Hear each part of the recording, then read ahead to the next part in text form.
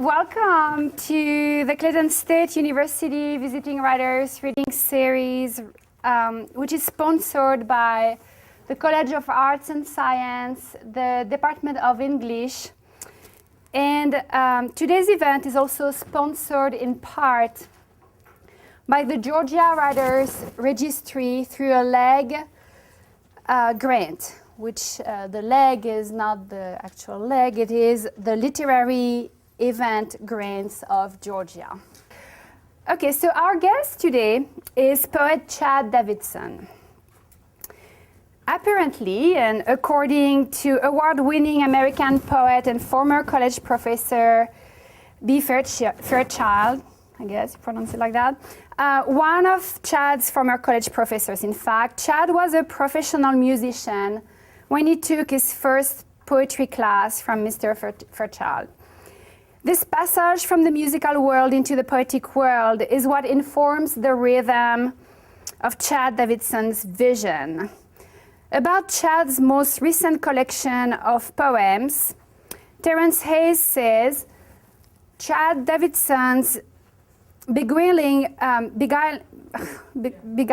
poetry sweet talks us as well as it bites. His is both the charm of a poet who can fit everything from NASCAR to Caravaggio on his silver tongue,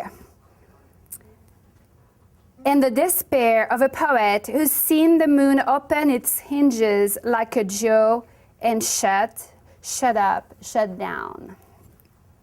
These poems are sharp enough to cut through the din of our lives and burnished enough to cast an exuberant light on us while doing it. Chad Davidson is the author of The Last Predicta, which was published in 2008, and that we have right here, and Consolation Miracle. Both books were published by Southern Illinois University Press. He is also the co-author with Gregory Fraser of Writing Poetry, Creative and Critical Approaches, which came out in 2009. Davidson's poems have appeared or are forthcoming in Agni, Double Take, Paris Review, Prairie Schooner, Shenandoah, Virginia Quarterly Review, and others. He teaches literature and creative writing at the University of West Georgia. So without further ado, let's welcome Chad Davidson.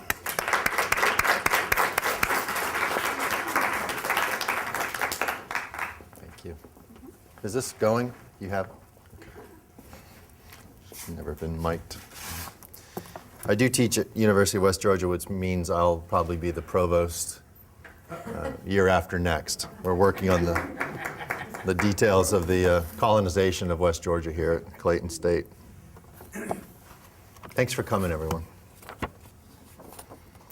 You're about to hear scads of poems, many dealing with stardom, a few with dead birds, and one with a horrifying vision of the apocalypse. But before I begin, I want you to know at this moment, while I stare like a Capuchin at your sad skeletons, clothed in patience, already I plot against the Dantean lot you resign me to. Perhaps you thought after Rome was clothed in the white robes of cathedrals, it was all I could do to refrain from writing refrains, lulled into extravagant parcels like pairs of schnauzers on a yacht. If so, the swift craft of my first poem, Stardom, its central image, not unlike a bird in hand, will have you bobbing up and down, you I am, laden with purpose. Or is it a lead purse? Still, blind and homesick as I am, I only mention birds for their acute pestilence, their flutes that tear asunder Visigothically, your hopes to fill some funeral boat with my slightest plunder. And isn't that the reason for aviaries and avarice? Places to place our feathers? And yea, though earth shall wash its face of such vagrant pleasures, I dedicate these poems to you, O you who come for extra credit. Like fish in the great wash of Noah, be reeled in, be real, Bet it all ends well for us. Be the bird in my hand. Before the mushroom cloud, be divine. Be a nice apocalypse. And like hands, clap loud.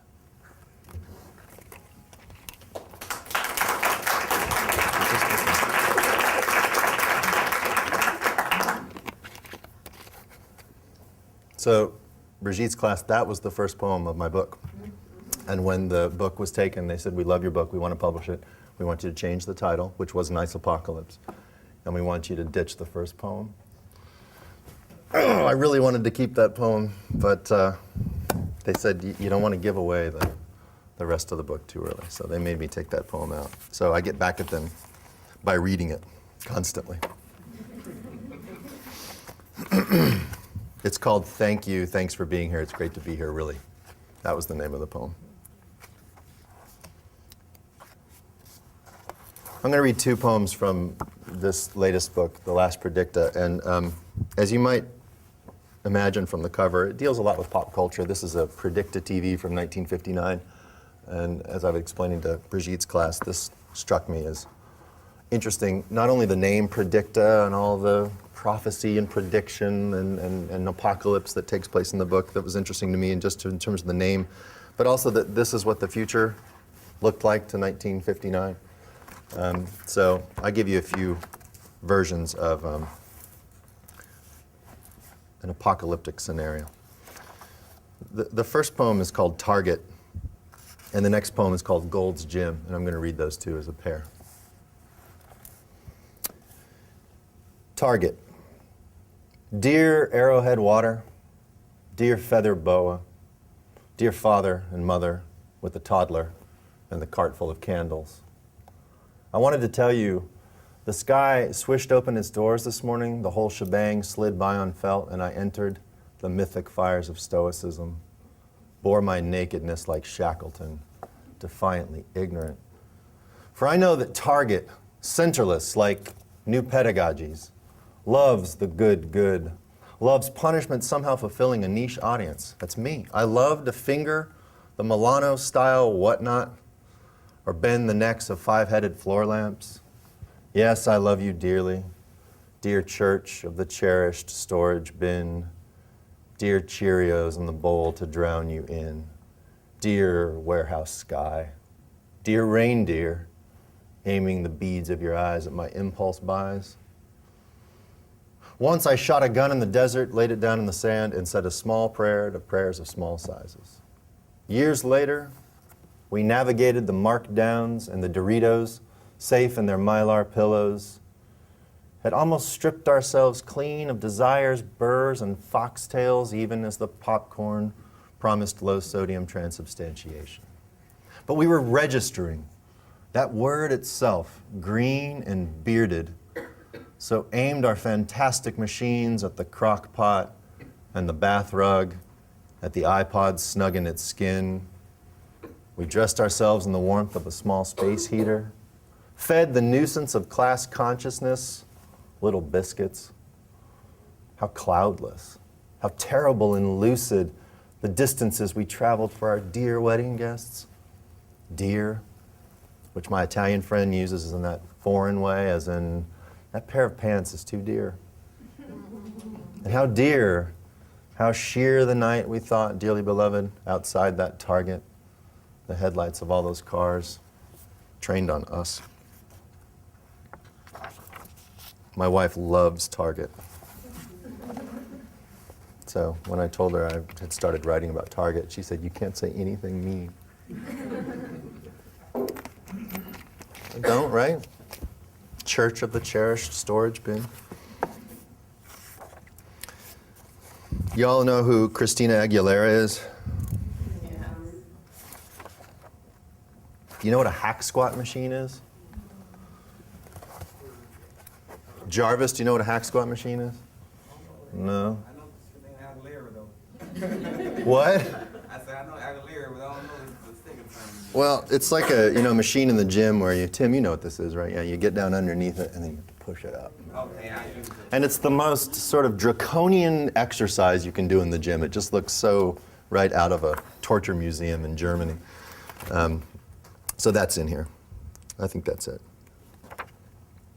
I should tell you too, I guess, with these two poems, you know, it's so easy to denigrate these places, right?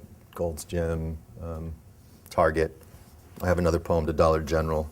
Gatorade. Gatorade makes an appearance here. But I guess it was more challenging for me and more fun to try to find something redemptive, to reclaim these spaces in some way. So, Gold's Gym. Mounting the station, you can laugh too if it's funny. The last one you didn't laugh at all. Gold's Gym. Mounting the stationary bike, you bear witness to Sheila and her leotard. And you see, now you're laughing because I told you could laugh. You bear witness to Sheila in her leotard amid an hour's worth of miniature death, her heart rapping on its chamber door. You've traveled beyond the distant water cooler, beyond the sauna crying its salt on the floor, have been conveyed nowhere in 20 minutes, the 18th green dangling before you in simulcast. Warmed up, you scoff at the fat guy in the small car of a hack squat machine, load-bearing and ridiculous, while Christina Aguilera taunts from the far shore of her pop song, indigenous, bland as a high school witch club. Would it have been better to split some logs, build a pyre, sacrifice some self to the great black gym suits ghosting through midnight on local TV, guaranteeing weight loss without loss? Just think of the iconography, of the Gatorade with its technicolored flavors, its promise of the eternal spring and jump shot. Look, before the Nile, when bodies were not temples so much as atriums, the small finch of the heart banged its cage to bear witness. Bruises were small ponds our histories swam in. Given time, the white raiments of Renaissance women's flesh unfurled down the walls of museums in which we ran room to room, breathless for their leisure. Was there never the remotest chance of becoming purer, browned and trained by the sun with its legion of torturers? Must we live in our bodies and punish them too? Towel off, Sheila, and grab your keys, because late at night, when the tattoos have hunkered back in their sleeves, and the herds of duffel bags by the coat rack have cleared, and each straggler recollects the pain the body knows as good and true, as good as water, as true as water torture. In the black moons of plates skewered on their pegs, a calmness wells, imperceptible, loving, and finally radiant, as the monitors flatline and a loudspeaker calls out, "Dear patrons, you are all like us, dying. The moon that ruptures each night in the drowsy winters of our windows is not faking. We will see you tomorrow, or the next day, or the next. Be mindful that we see you, even through the coastal fog your body manufactures, and we will help you to the shore."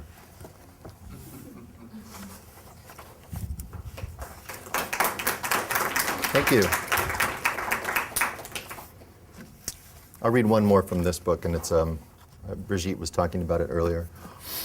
And there's a video of me in a broom closet. I know more people know about that. My friend runs this magazine and said, "Will you recite a poem for me for the website?" Strange Dave. This poem's very different. It's a prose poem, like Brigitte writes. And it's less important, I guess, that you try to link all of the images, but think about every line as a kind of veiled threat at the worst dinner party you've ever been to. The title is a play on Homer. I teach the Odyssey a lot, and if you read the Odyssey, you kind of tire of the epithets, golden clad, this, rosy fingered, that, right? So the title of this poem is Golden Clad, Something Nice. Pardon the gazpacho, Ferrari-colored on Formica, and the brie sinking into itself like quicksand by the sink. I didn't think you'd mind competing flavors. For you, I've put the ants to sleep. The birds may watch TV. The willow weeps for you outside. I bought an inexpensive tapioca for dessert. In the desert, children of Ethiopia spin naked in their shadows like tops on a testarossa. No worries. The 7-layer dip is just like your mother used to make. When I was a boy, I made a bird of my hands and let it flap on the ground and die. No, that was this morning. 10 pounds of tomatoes I cooked for you. It's funny how erasure tastes good. This is where sonnets normally end. Instead, we're having a nice time. I saw a special once, a city in Spain where inhabitants fight with tomatoes. I'm not sure if any birds were injured during filming. But imagine throttling your pathetic car through that city on that day, the film crew looking on, and the tomato in the hand of every single person in that city, just for you. For now, I shall bring you a crouton, which, if you don't know, is the diminutive of crust.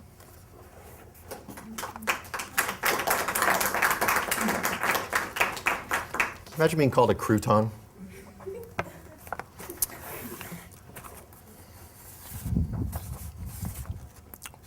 I had a great time in Brigitte's class, wonderful students. Jarvis is here, and Fallon, is that right? What's the name? Is that right? Yeah, Sebastian and Jeremy. And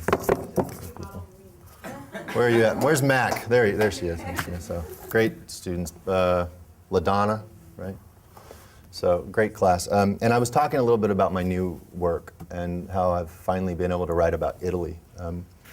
And Bob here is a colleague of mine from a summer we taught in Italy together. So I'm glad he's here.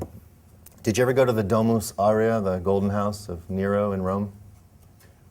No, we missed that the last summer we were there. And they've since closed it, I think, right? Yeah, it's had structural problems. Well, this is this massive golden house of Nero, the emperor, that's buried in the hills of Rome. And it's pretty clear in this poem how it comes together. I've never read this poem at a reading before, but I think you'll see it's a little more autobiographical than I tend to be. And it challenges me to try to link my childhood in California with Italy. That's my MO in my new poems, somehow trying to blend these two very disparate entities. This one's called Grotesque. We were talking a little earlier, Jarvis, about etymology. Remember I gave you that sarcophagus one? Grotesque is an interesting one too, and that'll become clear in the poem too, where the word grotesque comes from. Do you all know the movie The Empire Strikes Back? Is that clear? Okay. I think that's it. Grotesque. I'm 10 in my Sidewinder uniform at the Cineplex after the soccer game, sucking on grape licorice, when Luke Skywalker confronts Vader in the swamp of his own Oedipal fantasy in The Empire Strikes Back, the mask we all know revealing the face we all wore, an all-American sameness that could have been Johnny, but was Luke, the son begetting then killing himself, discovered in the hellhole of Dagobah.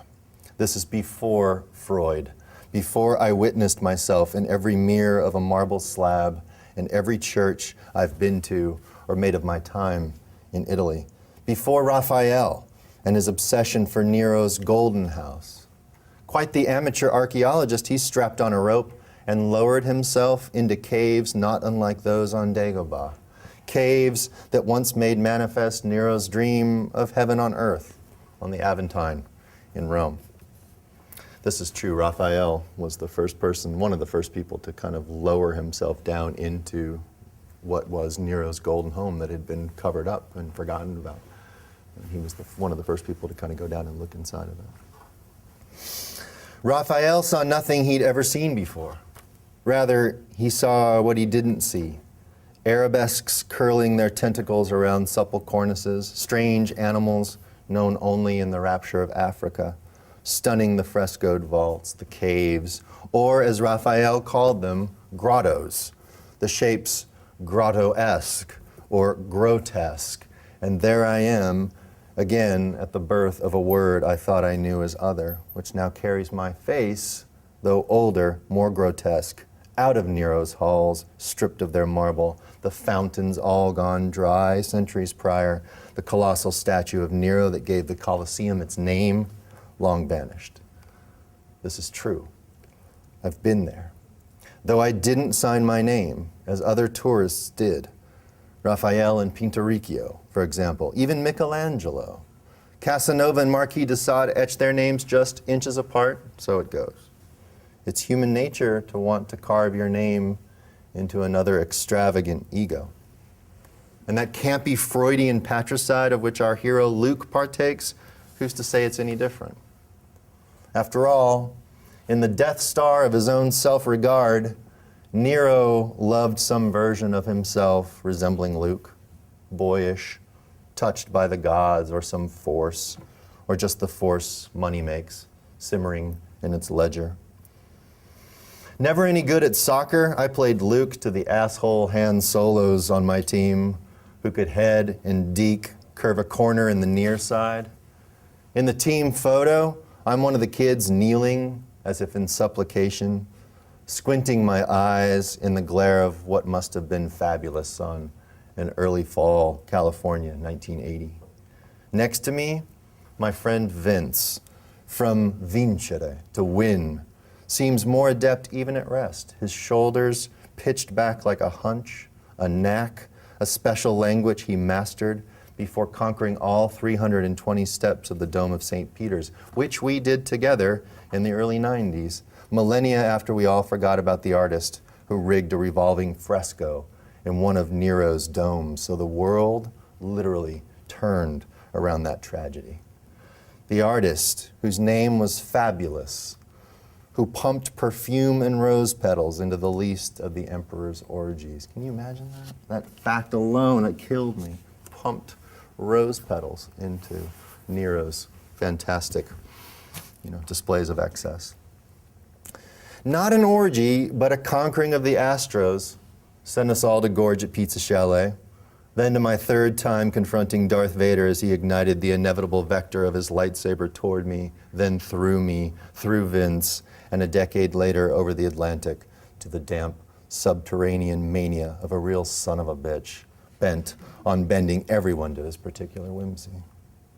Is it wrong to say I envied him?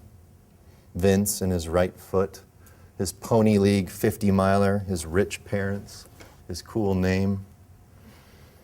Not for the money or power, really, not the debauchery of Nero nor his gall-sized ego, the gall to watch his city burn, so the cliche goes, but rather the freedom he offered his best friend, the shit-eating grin, when he said, with no irony or malice, build me something beautiful. Beautiful like the black Fabergé of the Death Star, spinning its slow banality clean like a stormtrooper. Beautiful like my friend Vince, hands sticky with orange slices at halftime, bending that corner right into the intricate net of connections that has brought me inevitably here, to this beauty buried in Rome's spleen, fabulous, breathtaking, literally, since it asphyxiated its guests. Those rose petals falling with such beauty they could kill.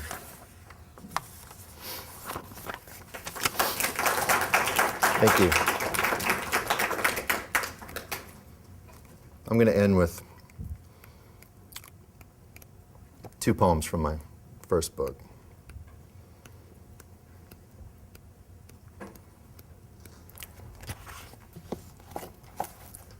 It's called A Hand.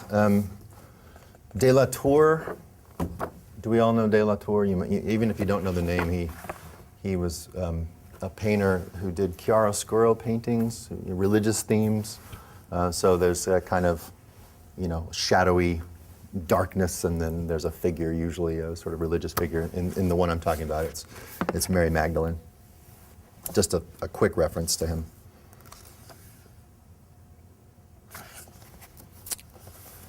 A Hand, it's called.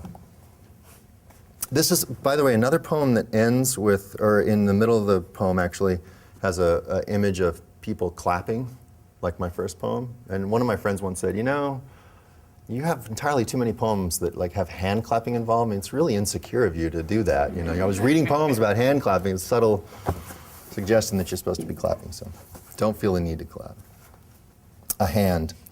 Still, I trust enough, would give it away to anyone who asks.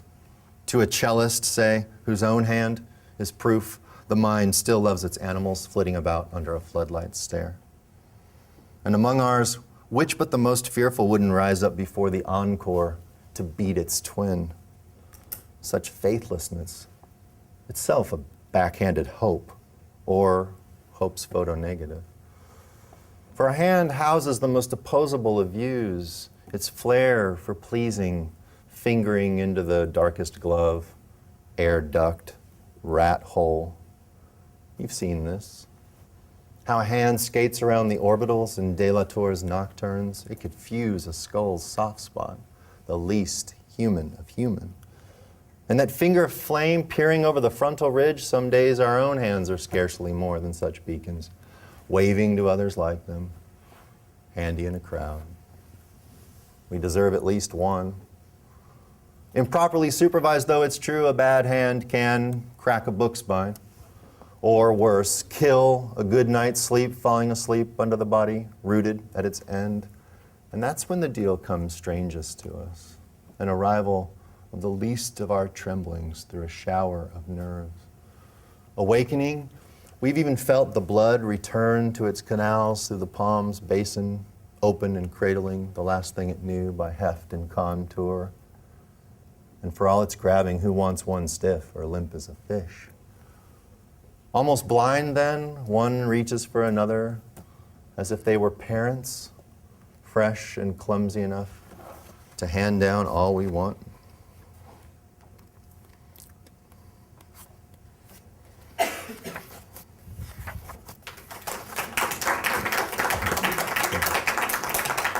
Thank you. Thanks for coming. I really appreciate the turnout. It's great to see old friends. The president you stole from us.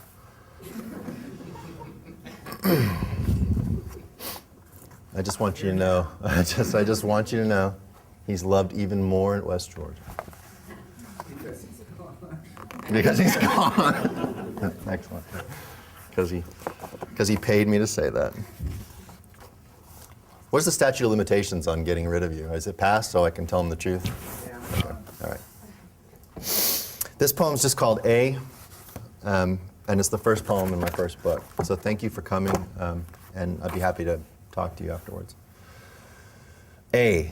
Today you see only the letter A when you read. All other letters fall away, the pouting Y, the disconcerted R, the liquids caught inside the concave U, all gone in the absolute A. In Hebrew, the first letter of the alphabet is Aleph, as is the Greek alpha. In school, large apples hang on walls, a giant A, bright red. Red is the color of A.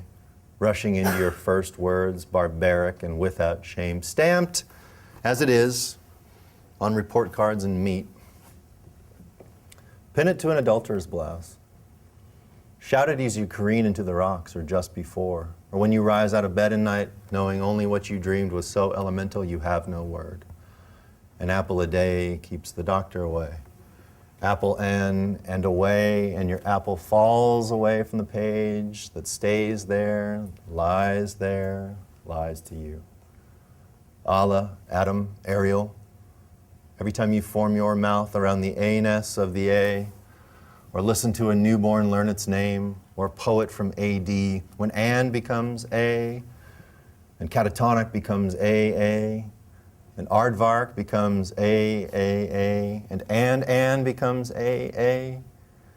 When all the words bow down and lift up their sails to the wind of your voice, your gift to the wind and the world you're in, your stars, your names for God, say A, say A. Say A because one day, one by one, they will disappear, leave the page, your head, and the silent infant world. Once there was A. Thank you very much.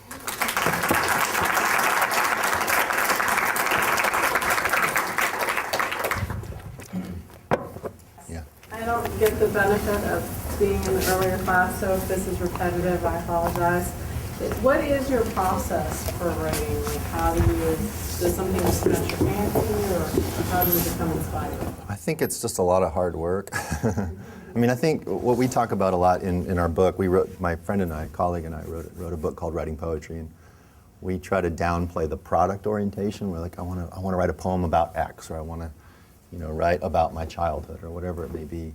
Our sense is that it has to accrue as a kind of aggregate. You have to kind of piece things together. You can't will it into being. So my process is a lot of what I call junkyarding.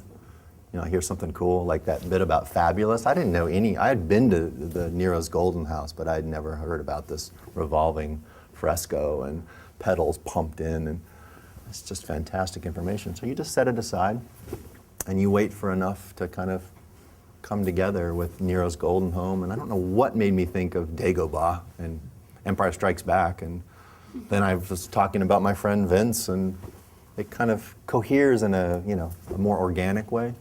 So it's very hard for me to say I want to write a poem about X. It just has to come out of a journal, a junkyard of interesting material. Marianne Moore, a great modernist poet, she kept little clippets and snippets from newspapers and National Geographics and things, and she kept them in a folder that she called school assignments. I love that. Even she was like 85 years old, she had a little folder called school assignments. And I like that yeoman ethic. Huh? Then she went back to. Yeah, that she would just piece together almost like collages of quotes. And even in her poems, you can see they're almost like a mosaic of quotation. She even has quotation marks around a lot of them. It's fascinating.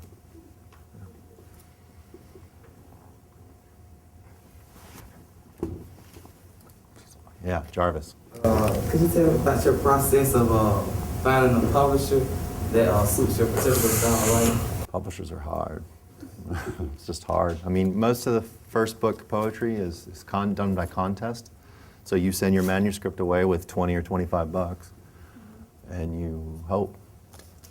Yeah.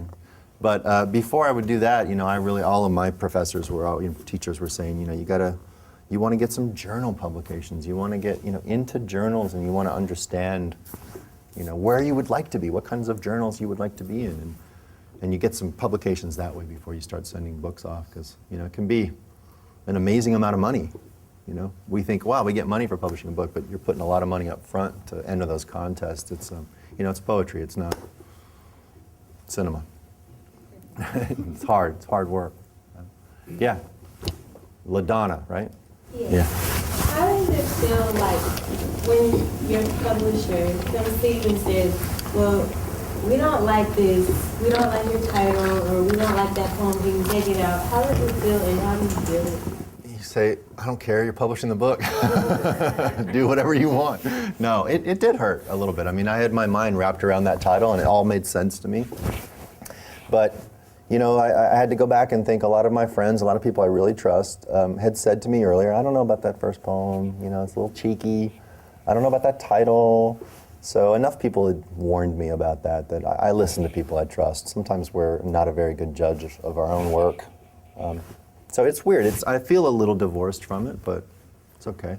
I'm sort of in W.H. Auden camp, where it doesn't really matter to me as much, what the title of it is. I want every poem to be an experience, something really strong. And I think, to the best of my knowledge, I tried to do that. Yeah, Sebastian. Yeah, I seem kind of fixated on the entire pop culture idea, but when you were writing Alas Predicta, how did you decide exactly? Because when you were reading the Target and the Gold's Gym poems, you make it very evident that American society kind of like it jumps into consumerism, where it's kind of become like a new religion for us, and that there's aspects of it that we really do, or we're really hard on. Without it, we probably wouldn't have this kind of society. When you were writing this book, what exactly was going in your mind when you wanted to address pop culture and consumerism? It started as a weird bit that I didn't feel like writing much at a certain point, and I thought, what I tell my students, I think I told, was it Fallon, and she may have already left, but she said something earlier like, what do you do when you have a writer's block? Was that Fallon who said that? Yeah. And I, was mean and said, there's no such thing as writer's block. You just write every day. But I don't follow that advice. So, it's hard, and I feel bad if I don't write. We're so puritanical still. It's just I feel bad if I don't do my work. But that was a point where I was just really busy at school, and I didn't want to find time to write. And so I just said, look, I'm going to follow my own advice, and I'm just going to pick things that surround me. And And I really did say, all right, the first place I go, I'm going to write about. I don't know what's going to happen. And it was Dollar General. I don't know why I was going Dollar General. So it took me, I have a lot of these. I have a Subway poem, a Dollar General, and these are the two of the best. I didn't want to overdo that. You can imagine that getting a little old, right? Oh, now he's going to do a Taco Bell poem. Right? Just a sampling of those. But I really did think, the first ones I think were a little snarkier. Dollar General was a little, is that a word? Yeah. They were a little meaner, right? A little more sort of the liberal English professor critique and Marxist critique of all this stuff. But these got, I think, they were the best because they were a little more nuanced. They were a little more sympathetic. They were a little more, about a reclamation project, trying to find something mythic in the space of Gold's Gym, trying to write a target poem that's a kind of half-love poem. Right? Why not? Does that answer your question, kind of? Yeah. Yeah. Yeah. So, I don't know, not much goes on in my mind when you got to allow your imagination just to kind of get unruly. You got to get messy first. And then you can go back and kind of piece them together. Yeah. How do you go back and rewrite? Like, I find when I write, sometimes I like, for my poetry or whatever it is, I like it the way it is, but it's always good to go back and change it or something. But the way it comes out of my mind, that's how I like it, and that's how I like it. Yeah. I think it's, Ruth Stone, I studied with Ruth Stone. She's a really amazing poet, Book Critics Circle Award, National Book Award winner. And she said, you got to be careful with people who like their own work. I always like that. It's like, you ought to feel a little, hesitant, ambivalent, because once I finish something, I'm like, I'm on to something else. As I was reading that grotesque poem, I'm thinking, this sucks, I gotta fix this, this is not good, I gotta work on this. So I'm already moving on to something else. I'm never quite happy with it. It's always an unfinished job, and you always want to keep working. That's the way I keep working. I never get the perfect poem, so I just keep working. The other thing too is just to try to train yourself to see your poems through someone else's eyes. That's what workshops are for, right? So you started absorbing, internalizing what Sebastian and Jarvis are saying about your poems and what Brigitte says about them. So you have that archive when you go to write.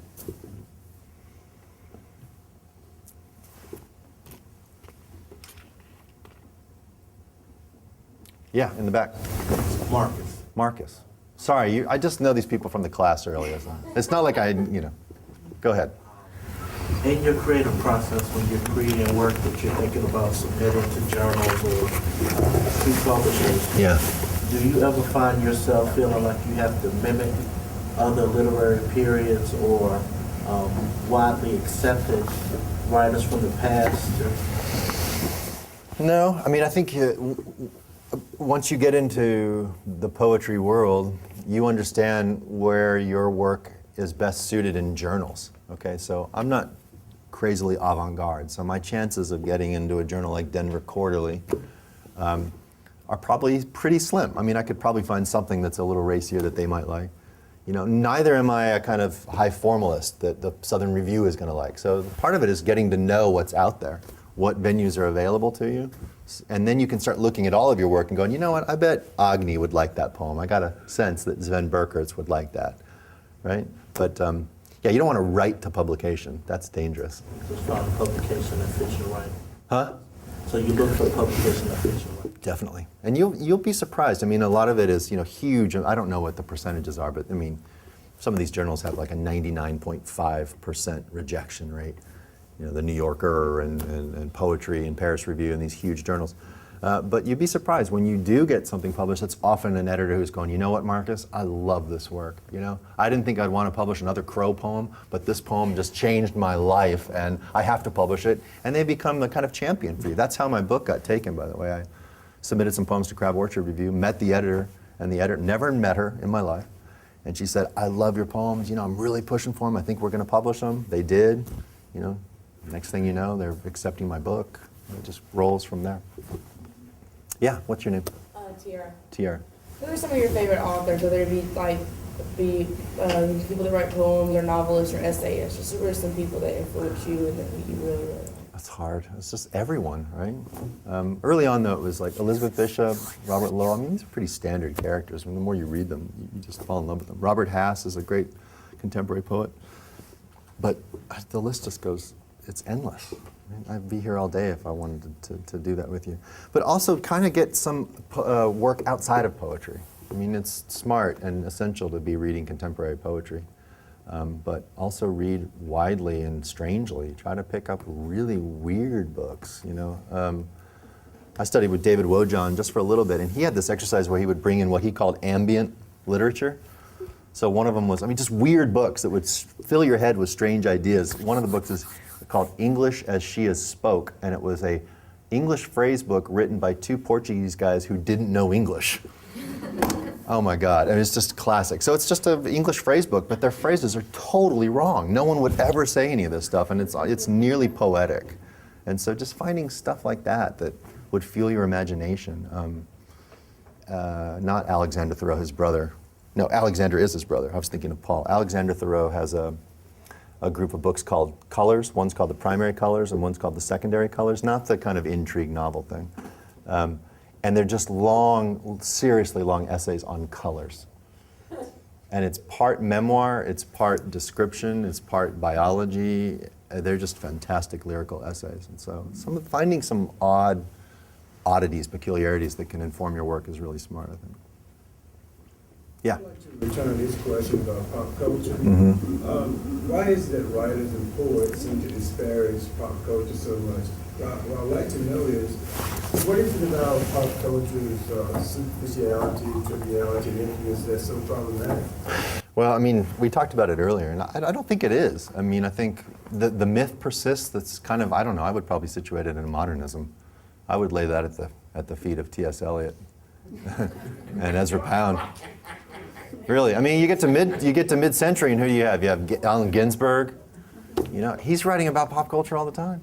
Frank O'Hara, his quote-unquote lunch poems. Do you know those poems? They're fantastic, and it's literally about him. He was a curator for the Metropolitan Museum of Art in New York, and he would write poems on his lunch break, and he would just walk around. He called them, I do this, I do that. They're my lunch poems, and everything goes into those poems. You know, what he was drinking, what he was smoking, what he was reading. You know, people he met on the street, pop culture, songs, everything. So I think this high art, low art binary that you're talking about, right? So that's not, you can't have pop culture in your poetry, that's low art. High art is poetry. You have to talk about death and love and universals. I think it's a myth, right? The more poetry you read, the more references to pop culture that aren't denigrating you see.